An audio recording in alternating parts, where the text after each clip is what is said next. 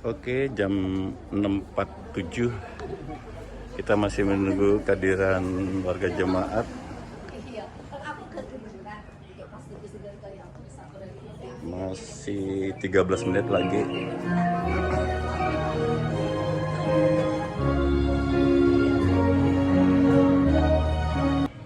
Oke, selamat pagi, selamat hari Minggu. Hari ini Minggu pertama di Agustus ya. 4 Agustus 2024. Ini saya di Jalan Sultan Syahrir di depan gereja GKSBS Tanjung Karang. 6:48. Jadi 12 menit lagi ibadah kita mulai ya. Tuh Pak Hardi. Pak Hardi itu mobil merah itu Pak Di Prabowo itu. Oke, kita akan segera ke dalam tuh latihan bernyanyi dulu ya, mumpung masih ada waktu 12 menit. Pendetanya dari GKSBS Seputih Mataram. Namanya Pak Pendeta Andri Saragi. Saya sudah ngobrol tadi di dalam. Dan ini nanti ada tim Baksos ke mana namanya GKSBS Sidomulyo di Pos Sido Agung. Jadi 40 orang kami ini, jadi mungkin agak berkurang populasi ya jemaat yang hadir ini ya. Ya kalau 40 orang lumayan juga ya. Nanti kami berangkat jam 8, jadi saya masih bisa ikut pagi 1 jam di sini. Itu Pak Mariman dan Bu Mariman, Bu Elizabeth. Ini Pak Sutino, Bu Sutino. Oke, kita latihan nyanyi dulu ya di dalam ya.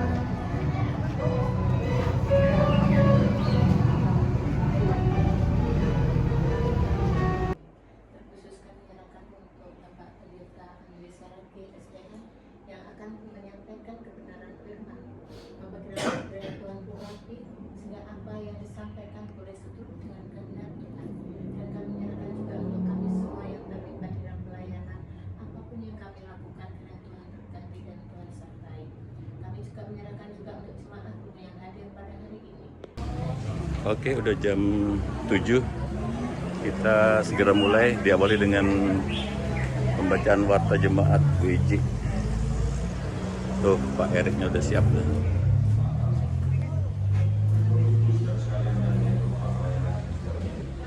Membaca dengan Alkitab Terjemahan Baru 2, Roti Kehidupan.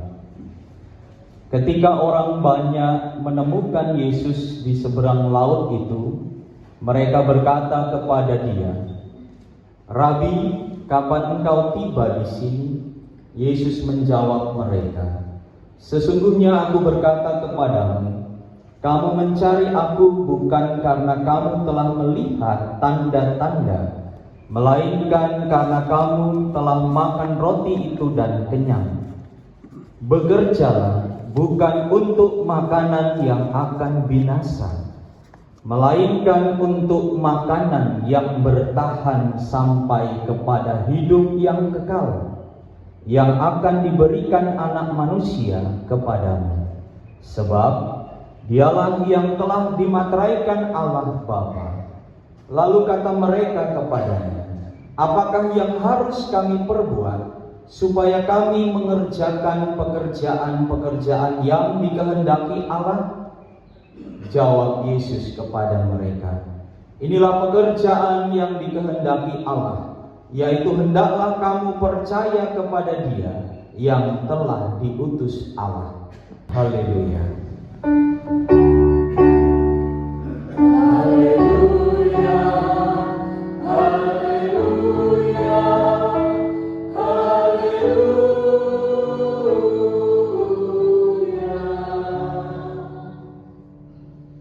Salam Bapak Ibu. Halo. Apa kabar? Puji Tuhan, sehat. Perkenalkan, saya Pendeta Andri Saragi. Dari namanya saya orang Sulawesi. Manado. Saya pelayanan di Gereja Kristen Sumatera bagian Selatan, Seputih Mataram. Tempatnya dekat dari sini, kurang lebih 2,5 jam. Gereja ini tidak asing bagi saya. karena 10 tahun yang lalu saya belajar di sini.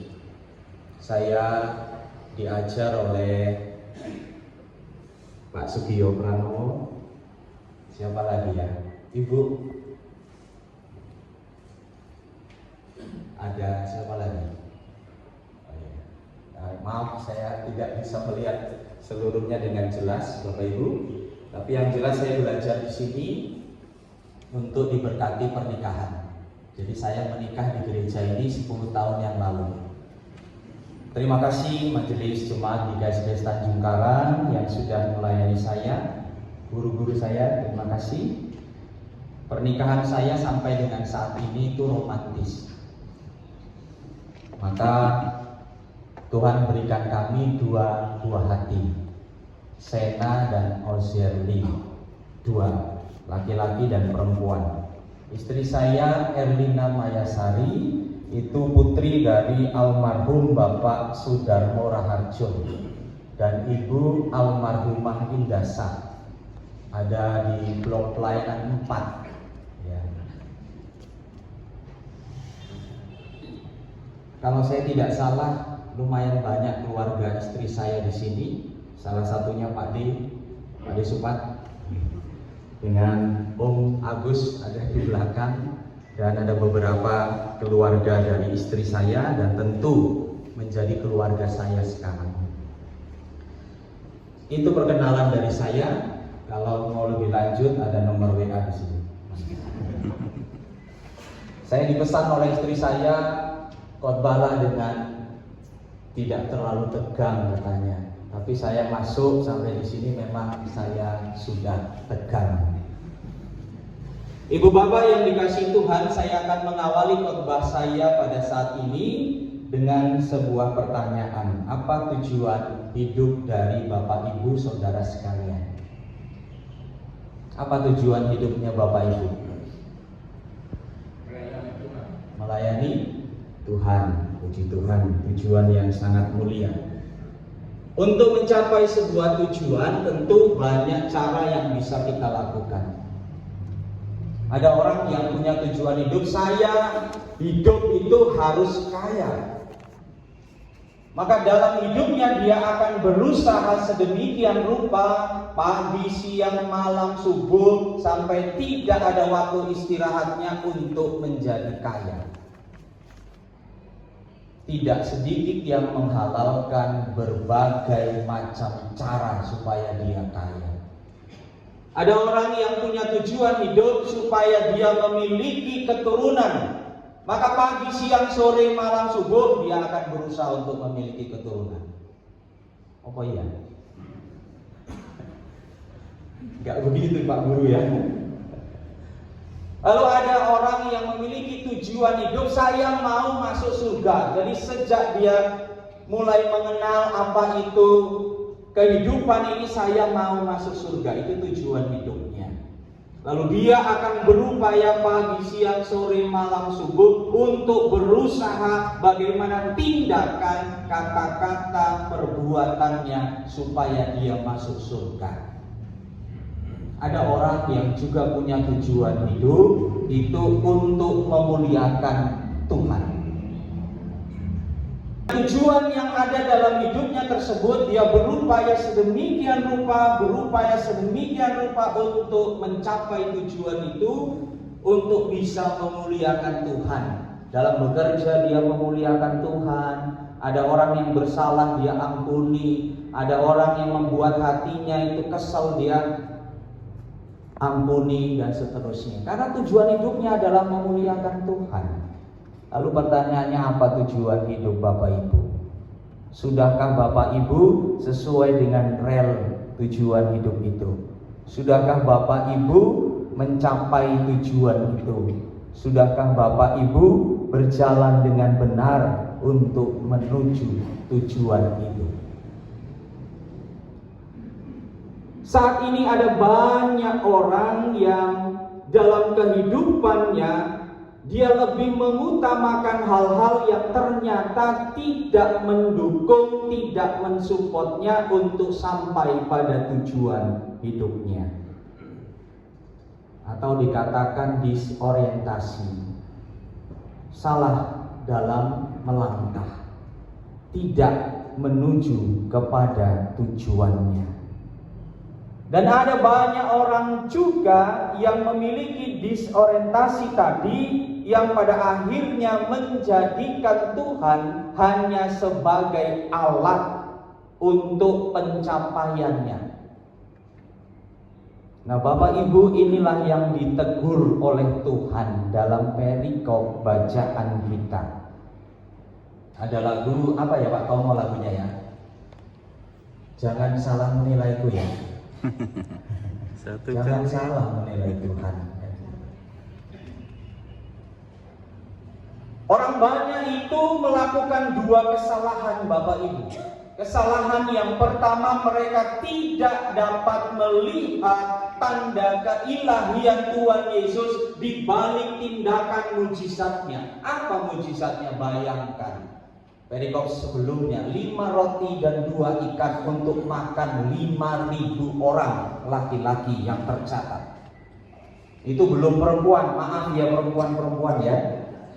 Maaf ya. Iya. Tapi kalau dalam kitab kehidupan dicatat gak ya? Dicatat nggak perempuan-perempuan? Bu Kesi dicatat ya? Iya. Kasihan perempuan ini ya. Kasihan di Alkitab ya, nggak dicatat ya. Karena 5.000 yang dicatat adalah 5.000 laki-laki. Padahal di dunia ini lebih banyaklah perempuan. Kalau mau dicatat di gereja ini yang ibadah lebih banyak perempuan apa laki-laki. Kalau saya lihat rombongan atas sebelah sini itu perempuan, tengah ya imbang, sebelah sini perempuan banyak. Lebih banyak perempuan apa laki-laki yang ibadah saat ini. Bapak Ibu yang dikasihi Tuhan, mereka keliru. Mereka salah dalam menilai Tuhan. Mereka tidak melihat tanda keilahian Tuhan Yesus di balik tindakan mujizatnya. Ingatlah Bapak Ibu, tanpa pengenalan yang benar akan Tuhan Yesus, tidak mungkin kita mendapatkan anugerah di dalamnya. Tanpa mengenal Tuhan Yesus dengan benar, tidak mungkin kita mendapat anugerahnya. Kalau saya mau turunkan sedikit ya, tanpa mengenal istrimu dengan benar, engkau tidak akan mendapatkan yang lebih, hanya yang biasa. Dan sebaliknya, tanpa mengenal suamimu dengan benar, engkau tidak akan dapat yang lebih darinya. Tanpa mengenal anakmu dengan benar, engkau tidak akan mendapat yang lebih darinya.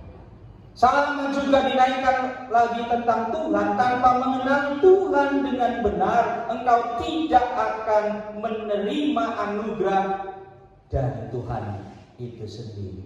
Terus dari siapa anugerahnya? Ya saya juga tidak tahu dari mana anugerah yang diberikan. Kedua, orientasi hidup banyak orang itu hanya sebatas indera manusiawi mereka. Bagi mereka makanan yang mengenyangkan adalah segala-galanya. Padahal makanan jasmani itu sementara.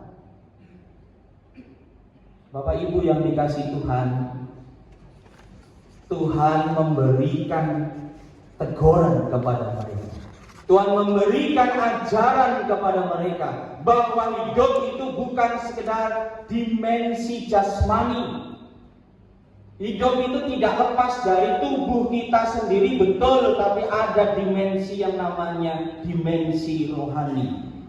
Dan dimensi rohani itu memerlukan makanan rohani.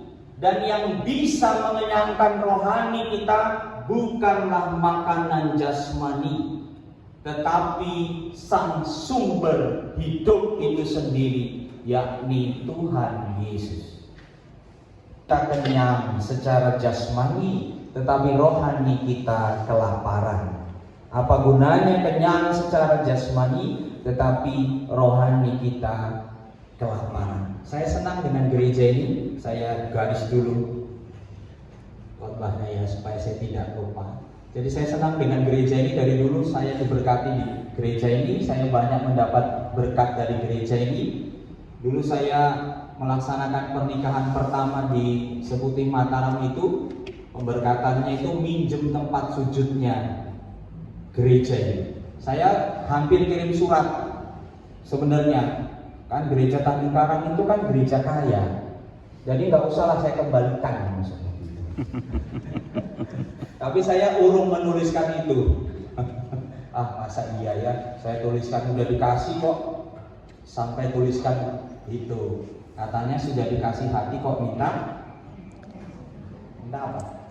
Oh. Ya bukan hanya itu, banyak ibu-ibu kami diajari merangkai bunga, Pak Tomo dan teman-teman membantu kami untuk ngerti notasi, walaupun sampai sekarang saya belum pintar, murid jemaat juga belum, itu karena Pak Tomo cuma datang sekali. Ya silakanlah ditafsir sendiri Pak Tomo. Saya lanjutkan. Bapak Ibu yang dikasihi Tuhan Yesus Kristus, Yesus mengajarkan hal yang paling penting dalam kehidupan ini, agar setiap manusia itu berjuang dengan sekuat hati untuk mencari dan menemukan roti kehidupan. Ayat 27 berkata, Bapak Ibu yang dikasihi Tuhan, Yesus Kristus bekerjalah bukan untuk makanan yang akan binasa, melainkan untuk makanan yang bertahan sampai kepada hidup yang kekal. Yesus memberikan pengajaran yang luar biasa kepada banyak orang itu. Bekerjalah dengan sepenuh hatimu untuk mendapatkan makanan yang kekal. Firman Tuhan, maka semuanya akan ditambahkan kepadamu. Ketika kamu dekat dengan Tuhan, segala sesuatu yang baik akan mengalir dalam kehidupanmu. Kamu minta anak satu, Tuhan tidak kasih satu, Tuhan kasih kembar 5 nanti. Walaupun berbicara tentang anak, saya punya kakak nomor 1, kakak saya itu pendeta Saragim, tapi pendeta GKJ. Kakak saya pendeta GKJ Kutoarjo, suami istri pendeta. Nah, itu pertama kali sejarahnya GKJ suami istri pendeta. Jadi kakak saya pendeta GKJ Kutoarjo menikah 25 tahun. Sampai sekarang Tuhan belum beri, sampai sekarang belum. Tapi saya doakan terus supaya dapat. Usianya sudah 45 tahun. Jadi kalau bicara soal minta anak itu beda lagi, nanti panjang lagi saya ceritanya. Tapi Tuhan izinkan kita mendapatkan sesuatu yang baik ketika kita berjalan di dalamnya. Bukan berarti kita tidak memiliki anak, Tuhan tidak kasih yang baik. Buktinya dengan dia tidak memiliki anak, banyak hal yang tetap bisa dikerjakan untuk memuliakan Tuhan. Saya termasuk salah satu yang dikuliahkan sampai selesai. Kalau dia punya anak 5, mungkin saya tidak bisa kuliah dan tidak bisa berjumpa Bapak Ibu sekarang di sini. Jadi bukan saya senang dia nggak punya anak, beda itu. Saya lanjutkan Bapak Ibu. Jadi orientasi kehidupan kita dikehendaki oleh Allah adalah kita mencari Tuhan yang sungguh hidup di dalam kehidupan ini. Tuhan mengajarkan bahwa carilah Tuhan supaya kamu menemukan kepuasan hidup secara rohani. Lalu yang kedua yang diingatkan oleh Tuhan, rubahlah pola pikirmu tentang kehidupan. Rubahlah pola pikirmu ketika pola pikir itu keliru. Ketika pola pikir itu tidak membawamu untuk terus memiliki tujuan kepada Tuhan itu sendiri. Bapak Ibu yang dikasihi Tuhan, itu teguran Tuhan. Teguran yang halus, teguran yang mengingatkan, teguran yang menasehati supaya hidupmu ada di dalam sukacita, ada di dalam damai sejahtera. Dan saat ini kita ada dalam bulan diakonia. Dan besok tanggal 6 Agustus sinode kita berulang tahun yang ke-37. Disinilah tempatnya. Saya tidak tahu Pak Tomo mungkin yang tahu sejarahnya, tapi di Tanjung Karang lah, di Ketok tahun 1900 sekian itu menjadi sinode sendiri GKSBS.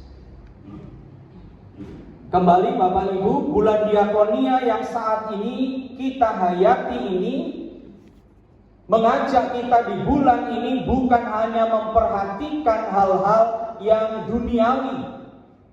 Kita diajak oleh Tuhan bukan hanya berdiakonia secara karitatif. Ada orang lapar dikasih roti, ada orang haus dikasih minum, ada orang butuh pakaian dikasih pakaian, bukan hanya itu. Bukan hanya juga diakonia reformatif yang orang butuh kerja dikasih kerja, orang butuh modal dikasih modal, bukan hanya itu. Tetapi diakonia transformatif yang mengajak manusia untuk bisa menyatakan dalam dirinya, saya mampu melakukan sesuatu untuk menjadi berkat dalam hidup saya, keluarga saya, dan menjadi berkat bagi orang lain juga. Berdikari di atas kaki sendiri, mampu untuk hidup, menghidupi kebutuhan, tidak bergantung kepada orang lain. Itulah yang membuat saya lanjutan tadi tidak menuliskan dan mengetik, tinggalkanlah saja itu di sini tempat sujud. Yang tadi itu. Supaya setelah saya diberi pinjaman, saya berpikir supaya kami punya, supaya gereja kecil di desa itu juga punya, dan seterusnya. Nah, Bapak Ibu yang dikasihi Tuhan Yesus Kristus, Yesus menegur para orang banyak itu agar tidak hanya mencari roti jasmani yang mengenyangkan tubuh mereka, melainkan roti hidup, yaitu Yesus Kristus sendiri yang adalah sumber kehidupan, yang harapannya pola pikir mereka berubah dari seseorang yang hanya menerima hal-hal yang instan, dari seseorang yang hanya menerima hal-hal yang gratis, menjadi seseorang yang memiliki sesuatu, memiliki kemampuan untuk bertahan dalam kehidupan ini. Biasa. Jika kita tidak mencari roti hidup dan hanya mementingkan kepuasan jasmani kita, maka kita juga akan terjerumus dalam kelemahan diri, menghadapi kondisi dunia yang luar biasa ini, Bapak Ibu. Mulai dari pergumulan di bidang ekonomi, mulai dari pergumulan pendidikan, mulai dari pergumulan keagamaan, ada tempat-tempat ibadah yang tidak bisa berdiri, dan seterusnya. Mulai dari pergumulan bangsa kita, pemerintahan, hakim-hakim kita yang terkadang palunya itu diketok untuk sebuah keputusan yang bukan keadilan. Bagaimana belum memiliki mental cukup. Mental cukup itu bukan berarti kaya loh Bapak Ibu. Mental cukup itu seperti janda miskin yang memberi 2 peser persembahan, tapi dari seluruh hidupnya, dari seluruh apa yang dimilikinya, kita masih menawar. Di dompet kita ada merahnya, ada 10, kita masih tawar, mau kasih 1, 2, 5 kepada Tuhan. Nah, Bapak Ibu yang dikasihi Tuhan Yesus Kristus, apakah kita masih ada dalam tahapan demikian? Tapi ketika kita sudah mulai memahami maksud Tuhan dalam perikop bacaan ini, kita akan sampai pada semangat untuk bertransformasi, semangat untuk merubah pola pikir yang belum baik menjadi baik, yang sudah baik ditingkatkan, yang sudah spektakuler lebih lagi. Maka tidak bisa orang bilang begini loh, imanmu itu sudah besar. Ya, sekarang imanmu besar, kamu bisa melayani Tuhan dengan bagus. Tapi besok bagaimana? Lusa bagaimana? Bulan depan bagaimana? Ini menjadi perenungan kita loh Bapak Ibu yang dikasihi Tuhan Yesus Kristus. Maka teladan Tuhan Yesus ini merupakan tindakan dan teladan yang mengajarkan kepada kita untuk memiliki perubahan. Untuk memiliki perubahan supaya lebih percaya kepada Tuhan. Kalau kita sekarang sudah percaya, percayanya ditingkatkan. Supaya kekhawatiran di dalam diri kita itu semakin ditekan, semakin menurun. Supaya tidak berlebihan. Berbahaya loh kalau kita punya kekhawatiran yang berlebihan. Itu akan membuat imun kita menjadi turun, semangat kita menjadi lemah. Tadinya kita semangat jadi lemah. Bapak Ibu yang dikasih Tuhan Yesus Kristus, Tuhan Yesus juga mengajarkan kepada kita untuk mulai menata pola pikir kita dan melihat bahwa hidup ini adalah ajang kita untuk menjadi berkat. Mulai dari bangun pagi sampai kita tidur lagi, apa yang kita kerjakan adalah ajang kita untuk memuliakan Tuhan dan menjadi berkat. Menjadi berkat itu bukan hanya kita kasih uang banyak pada orang lain. No, tidak. Perkataan kita, tindakan kita, kalau kita lakukan dengan berhikmat, tentu akan menjadi berkat. Orang mengingat kita itu menjadi orang yang baik, kan begitu. Ada sebuah bijak yang bisa menolong kita untuk mendekati pemahaman diakonia transformatif. Begini, berubah itu berisiko, tapi jika tidak berubah itu jauh lebih berisiko. Artinya apa Bapak Ibu? Setiap perubahan ada risiko yang bisa ditanggung. Orang baik resikonya apa kira-kira? Lebih baik, lebih banyak disukai orang kan? Dan itu resiko. Kalau di desa Bu, Pak, jadi orang baik itu resiko. Resikonya apa? Diserang sama ayam potong. Panjenengan tahu diserang sama ayam potong? Kalau di desa itu kerja sebulan dapat gaji 4 juta, tapi serangan ayam potongnya satu hari 5, 4 dan seterusnya. Serangan ayam potong tahu? Tonjokan. Unjungan itu tahu ada orang apa di sini? Kalau Manado, unjungan itu undangan yang berbentuk makanan. Kalau undangan berbentuk kertas, kalau di desa itu nanti nomor sekian. Tapi kalau undangannya sudah berbentuk ayam potong yang digoreng, yang dibakar, itu sebuah keharusan. Nah, 1 bulan gajinya 5 juta. Kunjungannya atau serangannya tadi 20. Kalau di desa itu umumnya 30 lah. Umumnya, tapi kalau pendeta ya kosong. Inilah walaupun banyak resiko kita bersama dengan tidak benar. Artinya teman-teman tidak membawa mungkin jalan yang benar, jangan takut hidup dipercaya. Tapi takutlah ketika kamu tidak benar melakukan pekerjaan. Maka ajakan gereja untuk senantiasa berdiakonia pada dunia ini tidak akan pernah mampu terwujud dengan baik jika pribadi-pribadi sebagai gereja hanya memandang dirinya yang perlu mendapatkan diakonia dari orang lain.